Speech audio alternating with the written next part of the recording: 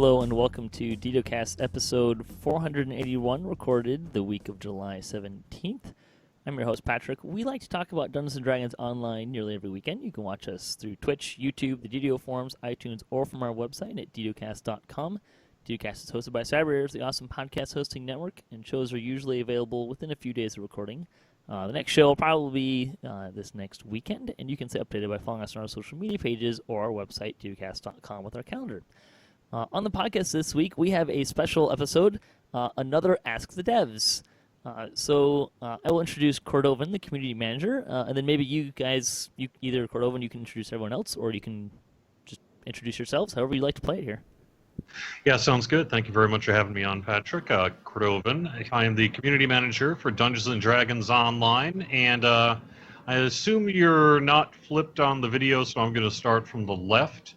Why don't you introduce yourself there? Hi, I'm Nohbob, or Bob Hess. I'm a senior game designer here at Standing Stone Games. I'm Torc, Brent Walton. I'm a staff content designer at Standing Stone. And I'm Severlin, Rob Ciccolini. I'm the executive producer. Welcome, guys. Thanks for being here. It's always a pleasure to have you guys on the show. I wanted to start, and let's just talk about Standing Stone Games, because for those, if you've been under a rock, or if you're new to the game in the last 6 months, you guys are Standing Stone Games now. That was a big, I imagine it must have been a big transition for you, and a lot of fun stuff to figure out and challenges to go through. I just wanted to check in and give you guys an opportunity to say, how is it going? How did it go? How did all that transition stuff work out for you? And what's been challenging? What's been fun about it? It's been fantastic.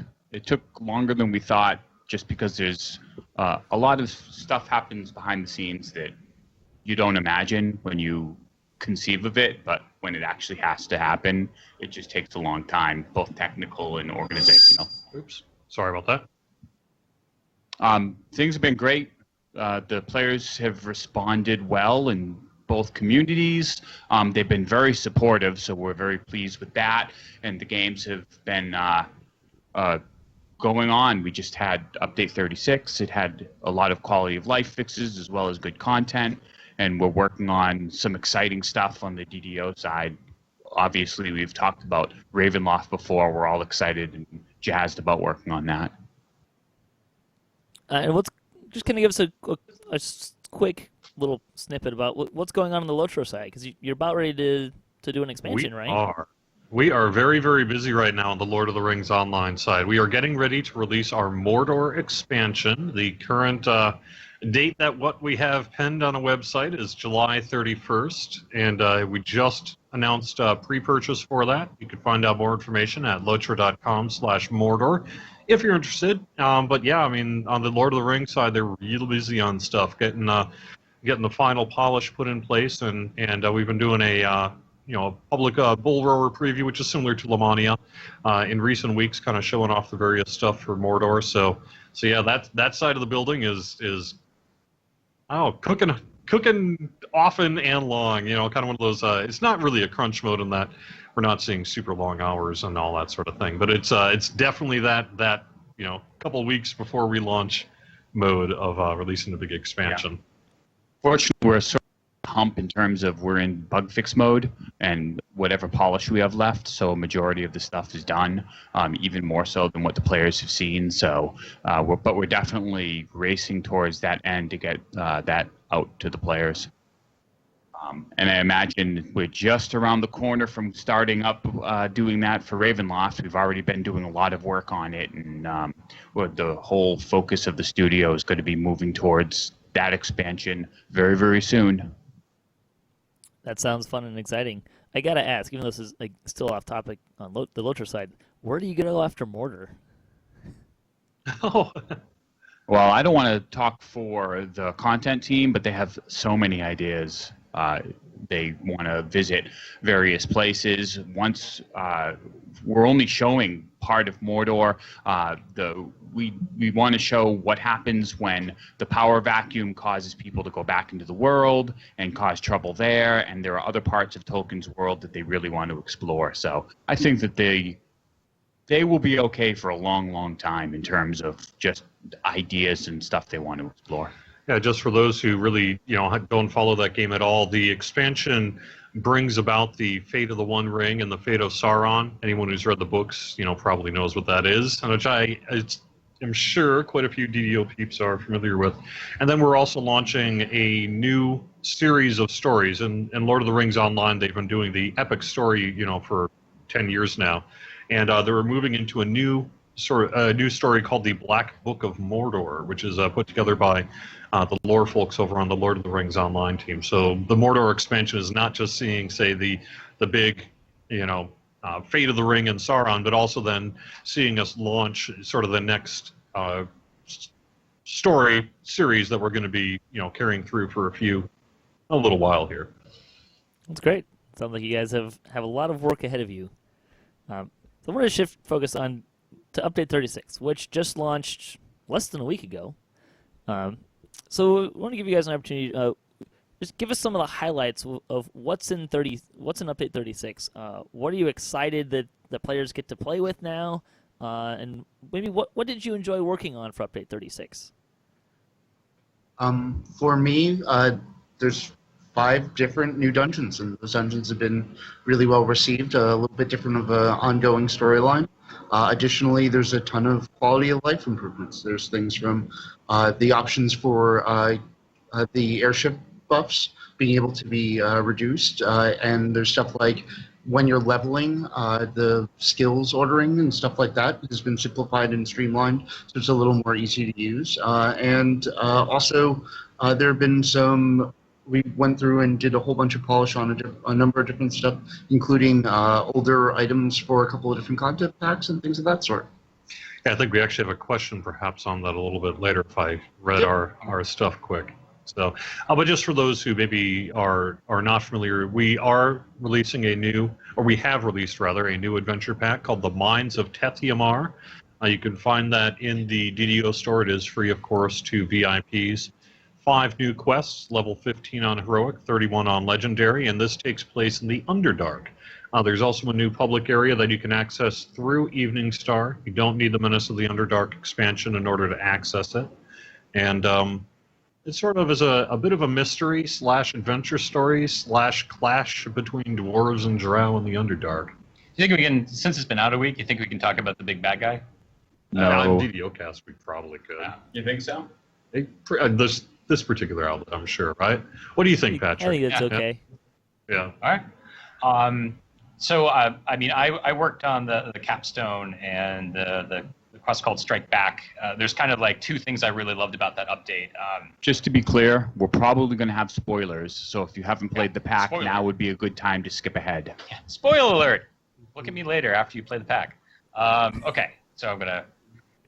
Basically, I guess I'll start with Grazit, who's the mastermind behind the pack, and he's a demon lord, which, we were kind of going over what the pack was going to be about. We were in conversations with WotC, and they kind of brought him up, and after we looked at him, we were like, this is great. This guy's got a lot of character.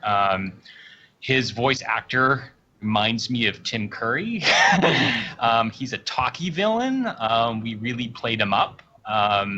And we hope to do more with them as time goes on. But it was nice to work on a character that was more of a mastermind, a plotter, a schemer, and someone you can really kind of get into, he being your nemesis. And it played well with other things that I was chasing in the content pack, where we were trying to get a little bit more story and dialogue, a little bit more narrative stuff into the flow of the quests, just to break up the combat. And he worked really well for that.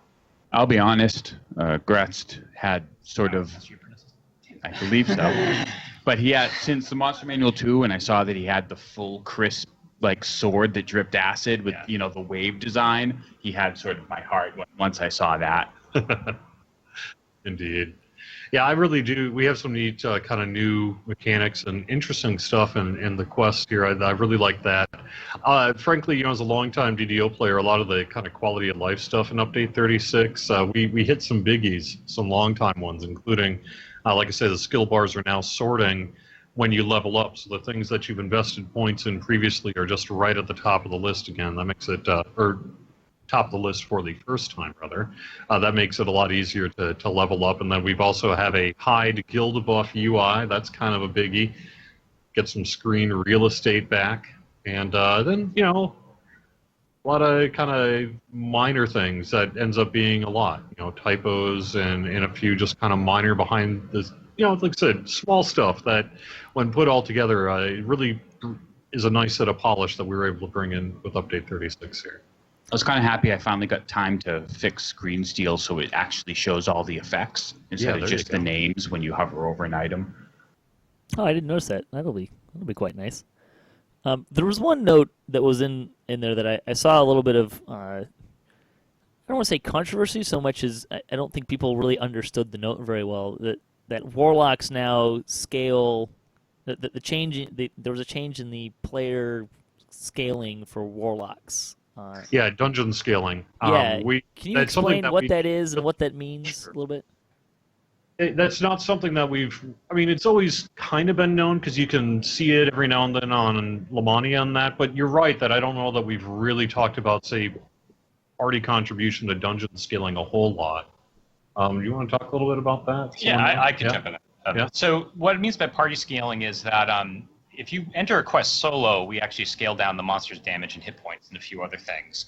And your character, your contribution to the party score, which is when we kind of determine how we're turning scaling off. As you add more players, we use less and less scaling, and some players are weighted differently at different levels because, like, level 1, a barbarian is much better than a low-level wizard, but at high-level wizards are really, you know, they scale maybe better than barbarians. It's debatable. But we basically made it that warlocks are weighted really surprisingly low, which means if they were soloing, they were getting more scaling than they probably needed. So they're just scaled a little bit more aggressively. And in this case, when we're talking about scaling, we're actually talking about a reduction for warlocks, so it's a little easier. If you're in if you're in a party, this doesn't change anything about your gameplay. This is like it basically means that we feel that warlocks are stronger soloers than the data was originally set up to do, and that's probably not news to anyone. Warlocks are very strong soloers. Yeah.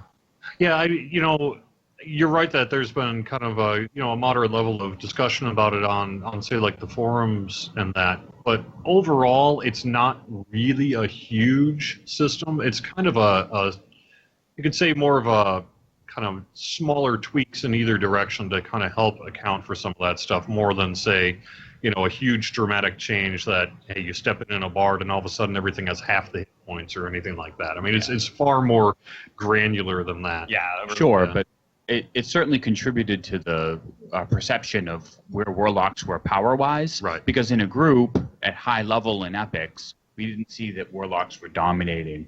But when they were soloing through heroic content, they were just destroying things. And part of it was that the content was actually being scaled down more for warlocks than for other classes, which is probably like completely the opposite of what it should be. Yeah, which is why it was actually in the notes and that spotted for the first time here. Yeah, I think it kind of it was one of those things that I read the note, and then I think someone posted like what the original language of scaling was, and when I read it with this new information, I was like, oh, now I can see how that applies, but I didn't consider it beforehand. Maybe let's camp out a little bit and ask some clarifying questions with scaling. So does scaling, to my understanding, it changes based on, you know, normal, hard, elite, or at least it more or less goes away. And also, does it play differently in epics or legendary? You mean party scaling? Yeah. It is affected by hard and elite. It doesn't matter if you're running epic content or heroic. That works the same way. Because I think my current understanding is on normal you have more scaling, and as you go to like hard and elite, they're still scaling, but it kind of justifies to the higher end, the harder end of the spectrum. It's sort of like there are two scaling systems in play. One is the player saying, "I want a harder experience." So you have the stat package for normal, hard, and elite. They're separate stat packages, and then there's the size of the party, and they both interact. So they're two systems that interact. Like the player's like, put me here, but I'm solo, and the system, you're solo. Okay, so this is where the scaling is for being solo, but you opted for this. Where if you were in a party, you see what I'm saying? It's Sure. They interact. Yeah.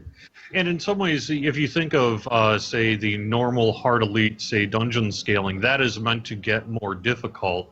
Whereas really one of the main goals of party scaling is to put everyone on relatively equal ground based on the level of the difficulty of the quest. Sure, makes It sense. also is also part of the reason why, like, we could say, all right, hirelings maybe don't contribute as much to difficulty as some other things. As a regular human. Yep. So One would hope, given the They don't count for much. yeah. Use Harlings. yeah. We understand. Yeah. That sometimes they're. But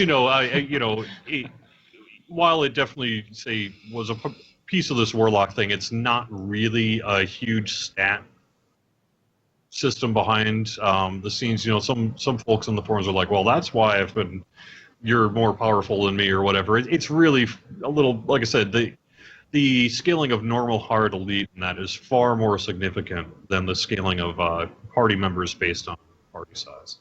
Sure. I want to circle back to kind of more about the storyline, the quest. How did you guys settle on that storyline and the quest, and what was that? What did that process look like? It was art driven. As in, we're basically looking at art. A lot of times, we don't always do this. I mean, we end up coming up with content packs in a variety of different ways. But this is sort of like one of these packs that are like, it's a filler pack in between like big things. Like Ravenloft is the next big thing we're working on. This is like, we're looking into making a decent pack, but it wasn't going to be like the primary focus of the year. So we were looking at art assets that hadn't been used yet. Sometimes art assets fall in between the cracks. But in the particular case, we just felt we had underused the Drow art assets and the dwarf assets in Thunderhome. And so we were like, we looked at the two art assets, Drow, dwarves, they don't get along, fight. And the WotC actually kind of interjected the Demon Lord into the storyline. It all just kind of came together. Yeah. And we hadn't returned, one of the things we've been hearing is that it had been a little while since we had an adventure pack set in the Forgotten Realms. We've been perhaps a little Eberron heavy in recent updates, and so it made sense for us to want to do something in the Forgotten Realms, use some of these assets that in some cases hadn't been used previously, and then also, just kind of let us get back into the Underdark, which is something that, again, we really hadn't been in the Underdark since 2012 with Menace of the Underdark. So. And I know you guys answered this on the forums, but why weren't these quests put into the Underdark Explorer area? Main reason is because that way it's not gated by a purchase of the Menace of the Underdark expansion. Pretty easy answer. Give you a nice softball question every once in a while. Yeah, but then also thematically, some folks get a little lost in the Underdark, and while that's intentional, it's also, we wanted people to be able to get into this adventure pack and the story pretty easily. So, and it also made sense because it did involve these two factions with their own kind of physical location to have a public area where you would pick up these quests, and that also lended to kind of having its own separate area. I just want to make sure that we don't gloss over the fact that you have confirmed that you try to get players lost. Occasionally we do that. Yeah, there are times when we're looking for an exploratory aspect to content. Not always, but that if you have none of it, it's not good. But if you have too much of it, it's not good too. Sure. Specifically, back in 2012, we're looking at, the Underdark and the Demon Web were intended to be fairly skill-based areas to perhaps find your way around in. They are some of the more challenging areas to navigate, especially the Demon Web, which kind of changes and has varying bridges. Kudos on whoever managed to make that work. It's fun. Let's see. I wanted to talk a little bit about the items. And Nohbob, you mentioned this earlier, but so Sharn Syndicate and Heroic Fens got a loot upgrade. I'm wondering if you could give us some insights behind why you wanted to do that. A little bit about it is that those two packs are amongst the packs which are a little less played, even as people are going through them. And one of the difficulties is when you actually go into those specific packs, the blue items are statistically and significantly statistically worse than what the random loot was going on. And so rather than having a positive moment when you saw blue items, you were having less than a positive moment when you saw blue items. And a lot of those items had some decent flavor and things of that sort, and so we thought it was worth a little bit of time and energy to kind of go in and apply the new scaling effects to those items so that they were roughly equivalent to the items which roughly equivalent or if not a little bit better than the items which would come from random loot at the same level range. And these are not retroactive changes. That's correct. Yeah. And one of the reasons why we went about doing that is that sort of as a part of the work that people are doing as they go through TRs and go through this particular content, the content packs to sort of re-incentivize people for going back into those content packs. We'd like them to replay in this particular case. The items are pretty available in those content packs, and so I think it'll work out fine. And there was a QA reason I noticed on the forums that was brought up too, in that it's a little bit of a safer way to go about things as opposed to having to run a script to change everything. Oh, you're specifically talking about why we don't retroactively sort of adjust everyone's items Right. when we update them. Yeah. We have gotten burnt on that before. I will admit that there's a certain factor of not wanting to change items that are in, and sometimes there are people that we have changed items that were for the better, but if we can't do an absolute perfect translation of every single effect is only increased, sometimes players, they depend on a certain aspect of an item, are disappointed. So that's another aspect of it. And, people can keep the fun legacy items then, too. Yep. Yeah. Makes it kind of a fun way to do it. Is there anything else you guys would like to talk about for Update 36 before we move on? Anything else you want to mention? Maybe a favorite beat or moment or anything like that? Gotta be the puking mind flayer for me. I'm pretty happy about the optional that I worked on the first dungeon, which is the lava, the magma brute, which you have to fight while there are platforms which appear and disappear. If you get a chance to go check that out, I was pretty happy and thought it was kind of a fun little encounter to put together. I think the Grazit invite also came together with Grazit. Say it. Same word for it. Graz. Because it has an apostrophe in there, but I don't know if that means it's two words. Yeah. Like don't isn't two words, so Yeah. why would Grods be two words? There you go. Yeah. Okay. Graz fight. Yeah. Okay. I like Grazit better than Graz. Graz is anyway. I'm not telling you how to pronounce it. I am not an official person to tell you how to pronounce it. The other thing is really a lot of those quality of life things are really nice improvements and effective improvements in the gameplay overall for how the players interact with the game, and hopefully we get a chance to do more of those types of things. For the people who TR, we create like hundreds of test characters. So going through and being able to just click down the skills at the top after you're level 1 is a pretty big quality of life for us. So I imagine that if you're doing a TR and going through level by level, that's probably going to be a big deal.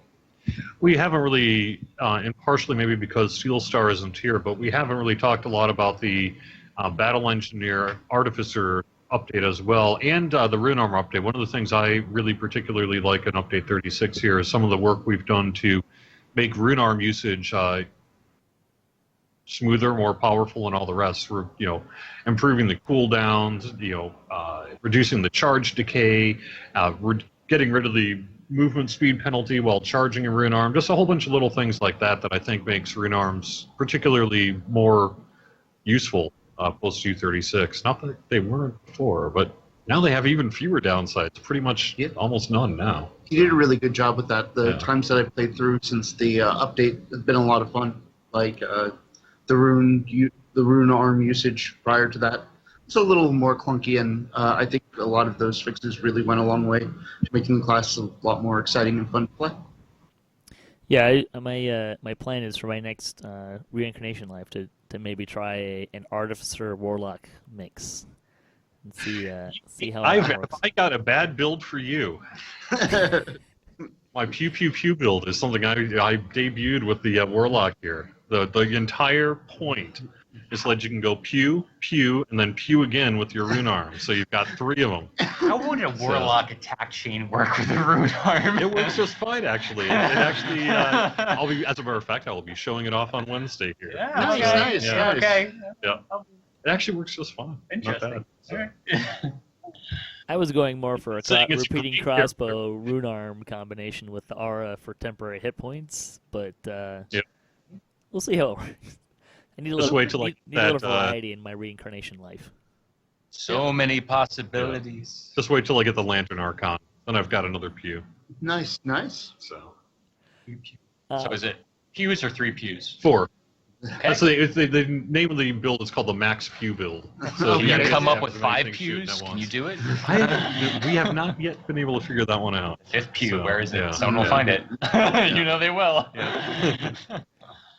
So I wanted to transition a little bit to Ravenloft. I know you're not really in full gear on that, but I just wanted to check in and say, 1, how's it going? 2, maybe what can players expect that you can tell us, and is there anything you can tell us about where you're going with Ravenloft? We're definitely deep into development of what I call the key dungeons. So there'll be some dungeons that revolve around the castle itself, and we're doing those first. So we're working on both entry into the dungeon as part of the storyline and, of course, raiding the crypts and the castle in the mad, frenetic raid to actually fight Strahd. So both of those are well in development. We're working on other dungeons. There's some key parts to anyone who's read the most recent Ravenloft, that key areas in that sort of book dungeon area that we're also working on. So it's pretty exciting. We're playing around with the sentient weapon design, and we're also looking at an update leading up to that will sort of revamp divine characters a little bit so that they're ready for all of the inevitable doom and gloom of Ravenloft and able to protect their companions. At the very least, we expect cleric domains to be in there. I don't know quite. I don't know if we're looking at, say, favored soul in that at this point, but Well, we're definitely going to be updating the favored soul base class with some bennies that we haven't discussed yet. But how much tree revamp we do remains to be seen. I think our strategy for these classes is actually to, between domains and favored soul class balance changes, to not do as much tree work as we have done in the past, only because the way the classes work, if we revamp, for instance, War Priest to be too powerful, then we have a situation where hybrids can actually create as much DPS as other classes and still have a full casting tree, so you certainly don't want to do that. Fortunately, the DPS of these classes, where it is now and where it would be problematic, there's still a big divide, and we have a lot of room there. yeah. So I heard you mention sentient weapons. Is that something that's being planned with Ravenloft? Is there anything you can tell us about that?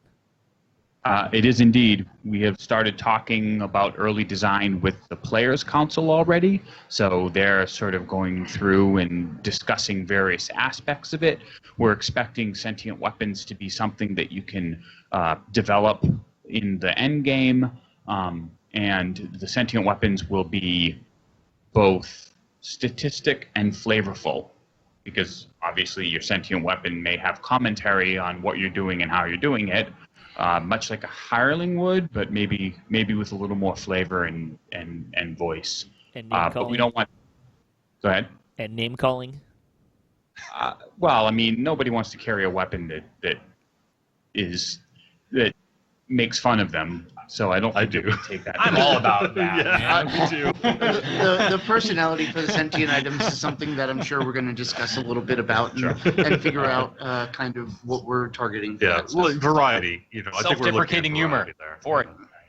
And one of the things is, once we have the sentient weapon system in place, at first we'll have a few personalities, but there's always the ability to introduce new personalities in the future as as the updates come in.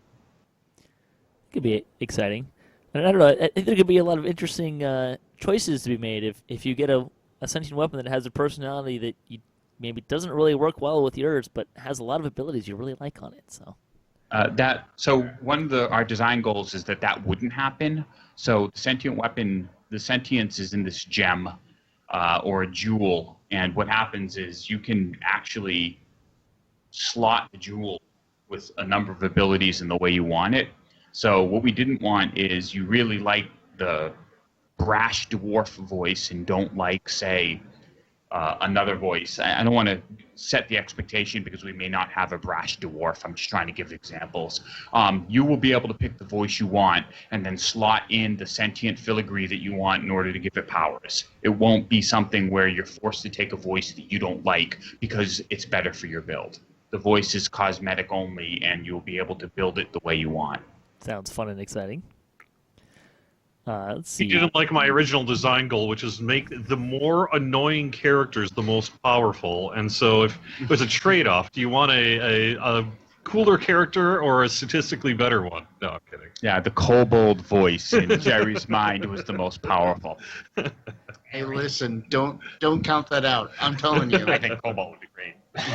The real question is, are these intelligent weapons going to be interacting with your cosmetic pets and fighting and having? You can have like that would be like the angel demon voices going on your shoulder. nice. Like knock you the shoulder. All right. Be entertaining. What else can you tell us about? Anything else about Ravenloft that maybe you want to give a peek on, or? One of the things we're working on is another universal tree. The Harper was really popular, and we just haven't had the time to get back to it. So I'm hoping to do a Vistani knife fighter tree. And the exciting thing about that is that we have new knife fighting animations, which are dagger down. So they'll fight with a pair of daggers, but rather than using, once you start going up the Vistani tree, rather than fighting normally with two weapons, you have a pair of knives that are sort of point down as you fight. And the animations that our animator has done look really cool. We're moving them from race to race now. And so that tree will be available as a universal tree, which means you can combine it with any class. Now, the obvious thing to do is sort of combine it with Assassin, but we're hoping that like a Vistani Knife Fighter or a Ranger or some other classes will still provide a good benefit, or maybe even with the Divine class with which god has dagger as the divine weapon. They're thief gods, though. I don't think we have any of. I thought we had one. Well, Vol uses short sword. Short sword, not dagger. But no. I'm remembering a dagger thing. Yeah, I thought someone had dagger. Anyway, the nice thing about the Vistani Knife Fighter is not only will it have melee with this new sort of look, but it'll also be good at thrown weapons, providing some sort of thrown dagger builds that, while I doubt that they'll be top of the competitive heap, can certainly be fun. Fun is important. That sounds really exciting. I wanted to transition a little bit and talk a little bit about. We kind of touched on it a little bit here recently, but I want to talk about class balancing. The process that keeps on going and giving. Just wanted to where are we at this process, and maybe can you also talk a little bit about specifically the changes to the nerfs to Warlock that kind of just happened, and what's behind that, and where we're going. Sure. So for class balance, well, let's start with Warlock because that's easier. Warlock, there's a lot of commentary on the love-hate relationship with Warlock. One of the problems is that Warlock scaling comes too early. So they're really powerful and heroic, and then by the time the end of Epic scales off, or when you hit really hard content, because their hit point buff does not scale, either at low content they're really hard to damage, and at high content maybe they fall a little behind. But one of the problems was their base just raw attack was just too powerful and heroic. Now, a Warlock really isn't as much of a caster as they are a ranged class. Their base blast is more like archery than it is spellcasting. So we tend to compare them to, say, a Ranger that also has a small spell bump. So what we did is we didn't want to take the high-level warlocks out of the competitive parties doing raids and such, but we did need to tone them back. So we just shifted the damage further in so that they don't get damage as fast at low level, but they still get it at high level so that they're not overwhelming heroic content quite as much. As for class balance, well, we have the divine classes. We're working on cleric domains. I think that's exciting because I think that Cordovan has talked about them before, but it should give a lot of kind of weird build options. Favorite Soul will get a little buff to keep them competitive. We'll touch upon the trees, and then we'll roll into Druid.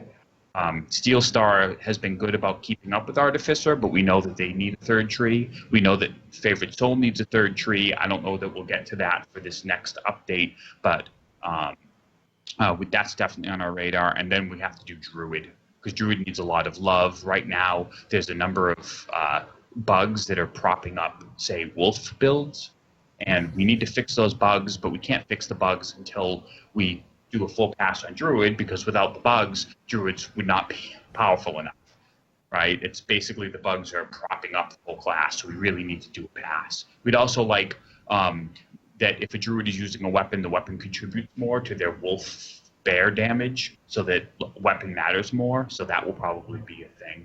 I think bear in general probably needs a little work. Bear needs a lot of love. Yeah. But once we do the full Druid pass, then we'll look at the Arcanes, which need, like, Wizard has their place as a DC caster, but I think the Sorcerer has fallen behind, and I think Arcane damage builds have fallen behind. They just can't sustain enough without burning out their mana. So we're looking at touching upon those as well. And then after that, rather than doing full class passes, we'll probably be doing an across-the-board balance with small tweaks to all the classes in order to keep things balanced once we've done that complete thing. Once you're done in like 3 or 4 years. Yeah, pretty much. Well, we're coming upon the edge. I'm hoping that that won't be the case. So if Divine happens before Ravenloft and Druid happens, after Christmas, then we'll be looking sometime in the spring at the arcane casters. So we're probably looking at ending in the summer, is my guess. It's not too bad. Just don't take that as put those in stone too hard, though. Yeah. This is a real tentative at this point. As always on these things, I may have to completely change the schedule if something comes up and we need to push them off. Quick informative note: the favored weapon dagger is for the Blood of Vol. Yeah, that's right. I thought it was Vol. Evolve, yeah. There you go. So a couple follow-up questions there. I'm sure you have lots of voices in the room, but my 2 cents for Druid is I want to see bear tanks. Me too. I'm all for that. And there's another question that I have to ask, because there's at least one listener that always brings this up, is animal-formed hair dyes. Oh, I forgot to ask him about that. I have a feeling that I don't know what order will come in, but I imagine after this Druid pass that does all the things we want, where we have a lot more people running out as wolves and bears, and this is all happening, that there'll definitely be an urge to give them some cosmetics or make some cosmetic options for them. So. Sure. Like right now, we're concentrating on the ASMR and making them look good, and we'd like to also do some fixes to half-elves.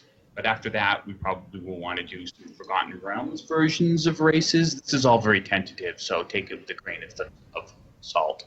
And talk about alternate elves or alternate humans, and then at some point we want to get the tiefling. So there's a lot of cosmetic options coming down the road, and so we want to be mindful that we don't blow up our art budget. I have this perception that somewhere in Sandy Zone Games is a giant whiteboard that's just all the list of cool things we'd really like to do, and you just kind of keep throwing stuff on there and trying to take it off as fast as you can. If you really want it to be a list of cool things to do, I mean, we've brainstormed books of that stuff because it's D&D, right? So there's unlimited things that you could do. And everyone sort of has their pet things that they want to try to get done, and as time allows, we try to knock off a little bit of that stuff too. Yep. Get Yankee. I mean, Desert Desolation. Too skinny. It's good though, because I mean, it makes you have to choose the best things for the players to put in the hands of the players, right? So, let's see other things I want to talk about there. I think that covered all of that. Do you have any plans or thoughts addressing player concerns about the lack of incentives to run content as a capped player? It sounds like we kind of touched on that maybe with sentient weapons. Well, so this adventure pack and all of Ravenloft is essentially endgame, and sentient weapons are endgame. Some of the player council, for instance, we're talking about, having sentient weapons be a leveling tool, but we have a lot of leveling rewards right now. A lot of people are doing Reaper at low level. So one of the things we want to do is create endgame content. So one of the things would be, obviously, Ravenloft happens at 31, 32 even, and will provide a lot of endgame content. Sentient weapons are an endgame system because the sentience can only be transferred to items that are high level.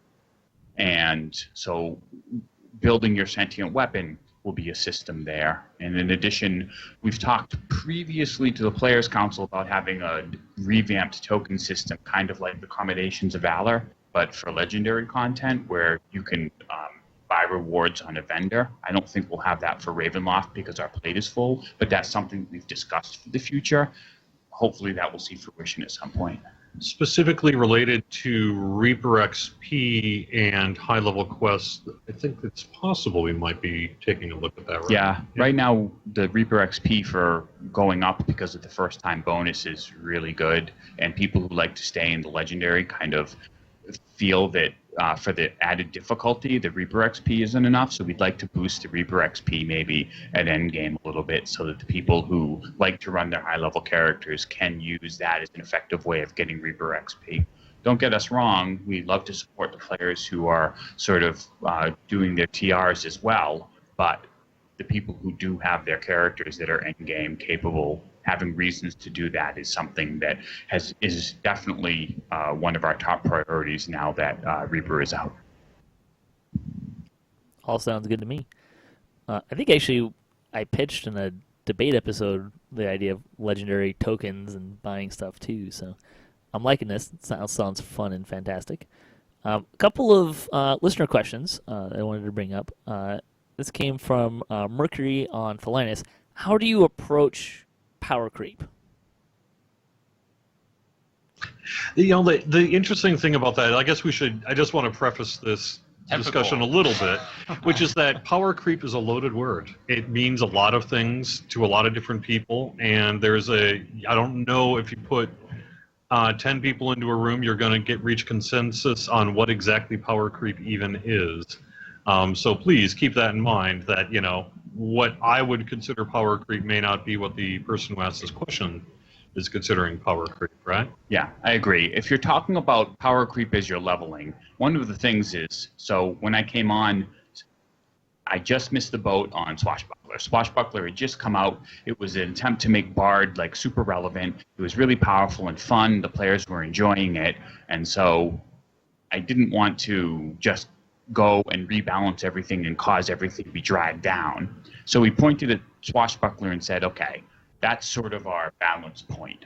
The people like where Swashbuckler is. It's balanced. Let's strive for that. And I think that with Paladin and Barbarian and a lot of the other classes, basically, if you have less capabilities than Swashbuckler, you do a little more DPS. If you have fewer, you do a little less. And that's basically where our balance is. We pretty much hit that in many places. In some places, we've missed the mark, but that was pretty much where we went.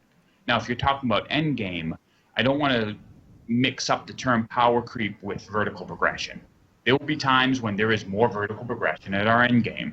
Ravenloft is one of those. The items in Ravenloft are vertical progression, meaning they're better because the content's harder. So the content's higher level, the items are better, and we will continue having vertical progression at the endgame in many different ways. Sentient weapons will be vertical progression, and we'll have other ways as we continue to design DDO for players to push their characters further and further along. That's not really power creep in the same way. There are some people who use power creep at that because they're comfortable with their characters are. But so when we're talking about two different things, there are terms where during leveling, there are characters that have gotten a little powerful, so that content is a little bit easier. The other thing, quite frankly, is Reaper mode bought us a lot of leeway in terms of difficulty, because the players who really want very, very difficult content can find it. And so we don't have to worry so much about pushing the envelope in legendary content and that difficulty, because players, if they want to play the raid on Reaper, are more than welcome to, and they can find that super, super difficult content on that. I have to say, in terms of Reaper mode, it's been fun to occasionally like go on something on a ridiculously high skull level and see how entirely flattened I get. It was particularly fun to, and I think Torc, you worked a lot on writing the storm out, but the raid, Blue Dragon raid. Yeah, I felt like I had to just see what does Reaper 10 skull look like in there. I confess. So I was like, the Reaper system was just coming in when I was working on that raid, and the extent of my like design for 10 skull was like, I'm just going to make sure theoretically they won't get one shot by the lightning. As I walk in there, totally like I'm running energy sheath and all this stuff, and I walk in, bolt hits me. I'm like, okay, I'll die when the next one hits me, but that's good enough for 10 skulls. that was my experience. I did survive the first one, and the second one did more damage, and I was dead. So. Yep, that was my extent. So if you guys can beat 10 skull, I'll be really impressed. I don't think we'll be seeing very many 10 skull raid runs. I know people have done Tempest Spine, but we tried the day one when Reaper came out. We went in a legendary shroud on 10 skulls, and the second time we went in, we killed 3 monsters before we wiped. Nice. It is interesting. It's this like huge amount of possible content that you can beat, like mountains to climb. But like that's the beauty of it in terms of like now eventually there'll be higher level gear. People will buy up the Reaper trees as they progress through the system. More things will become in reach.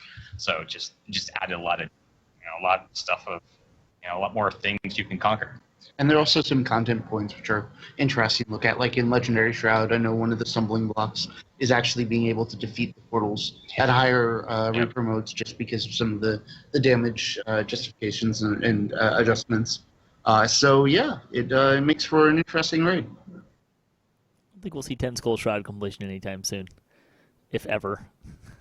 You could say that, but I have rarely ever found that if ever applies. I'm sure they will take care of it.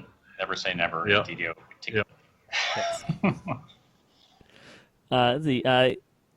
Uwana on Kenneth asks, so I paraphrase this question a little bit.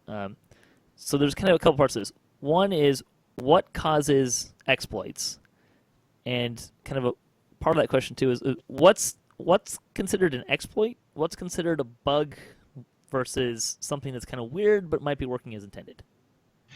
One thing about exploits is it is a broad term that can apply to multiple different things. So if you want to say, look at an exploit as in perhaps an unintended way to bypass a section of the quest, that is one form of an exploit, whereas perhaps an even more serious one might be something like, hey, we found a way to duplicate an item or something like that. So when you look at what causes an exploit, I mean, it is a wide variety of things that you can be looking at.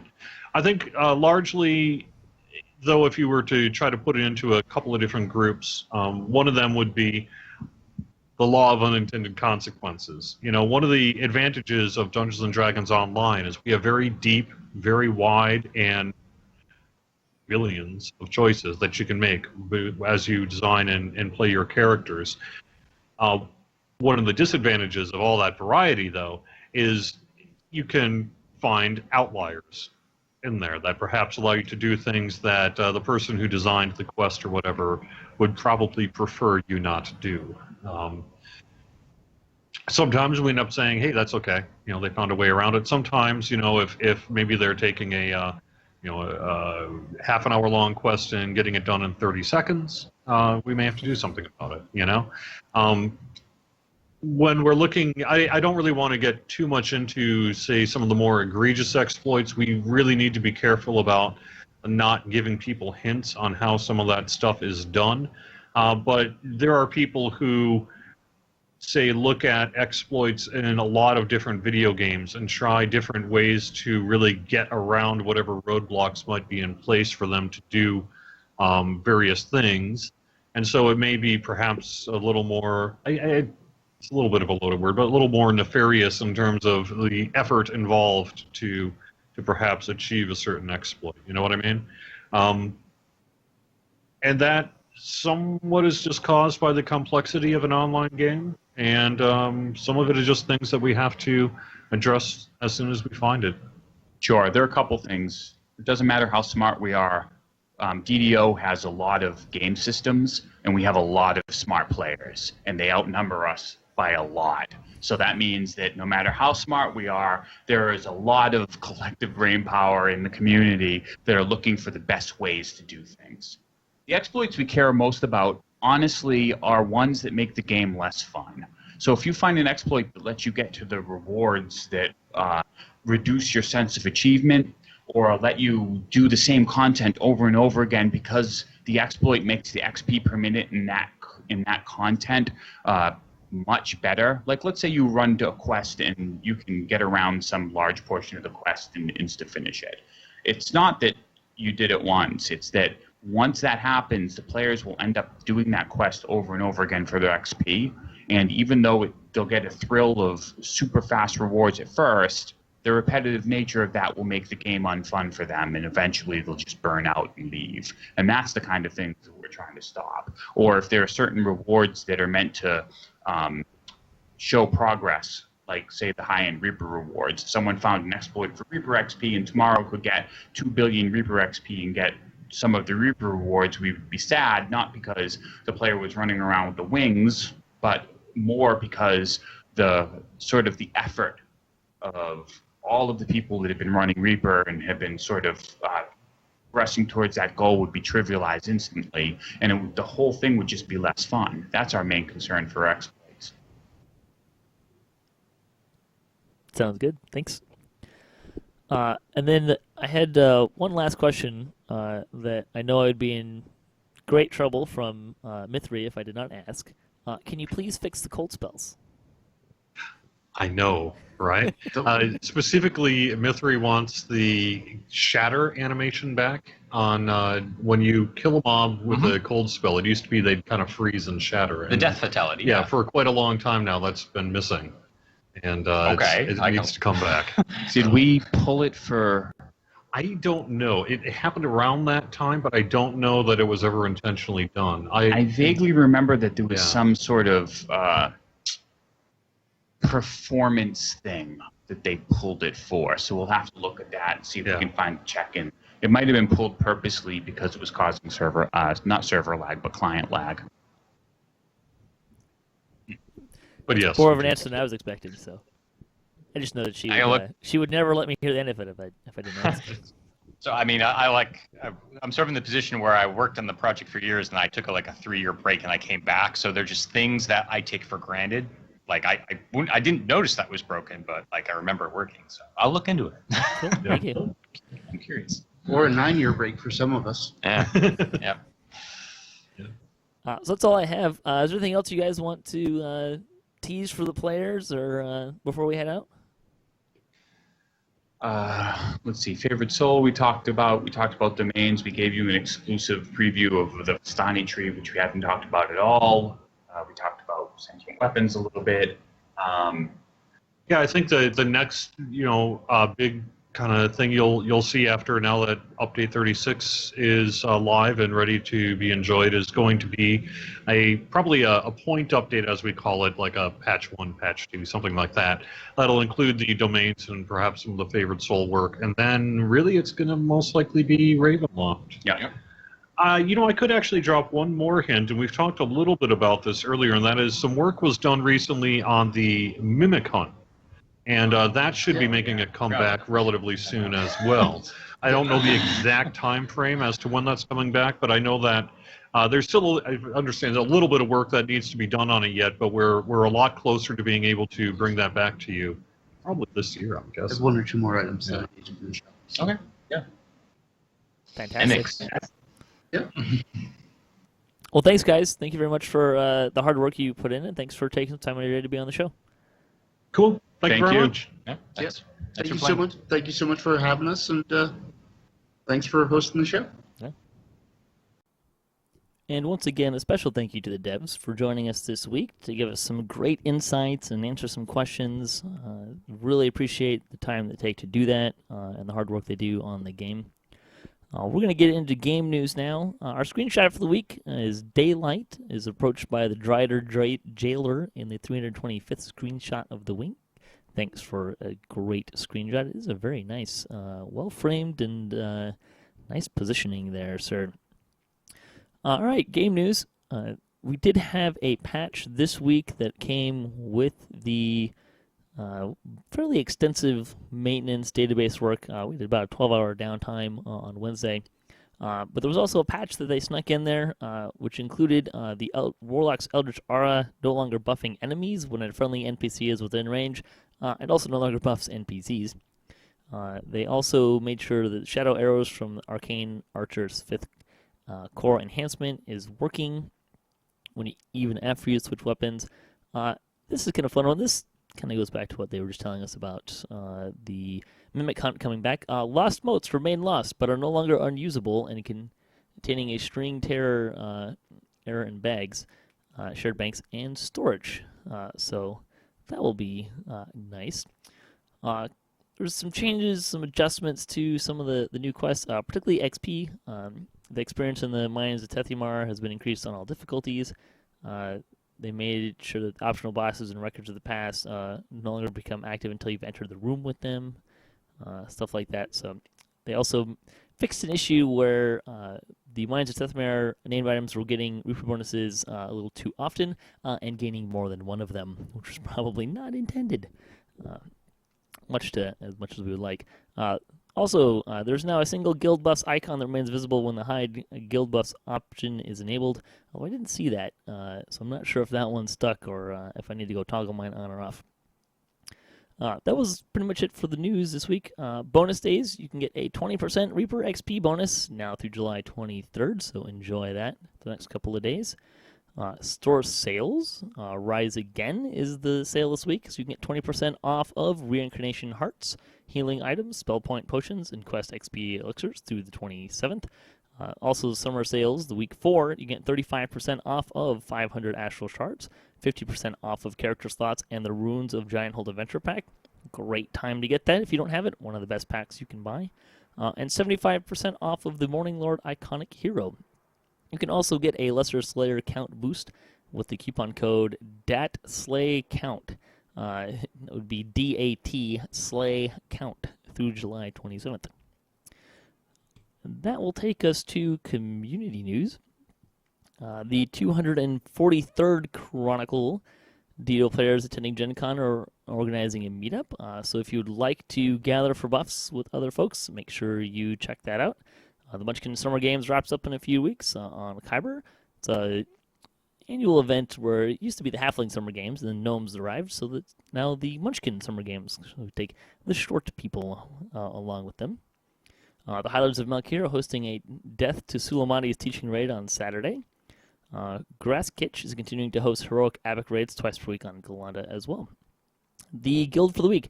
Damsels Out of Distress, feminist-minded casual guild for low-key adventuring fun and arganescent.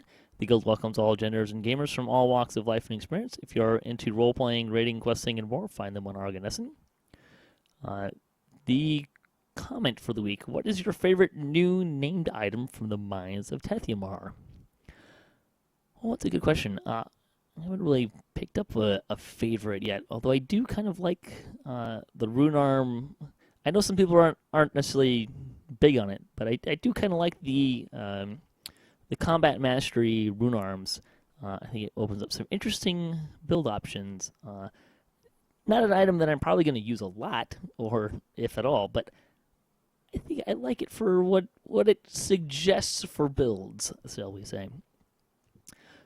Fan site news from the Chronicle. The DDO Players News asked for Mini Strahd in their latest show. We got a shout out for our spreadsheet show last week with Saba Jade. Even though it realizes that mines are made for dwarves. Dirty William is too good to attack. Frets gets a buff from Rare Reaper.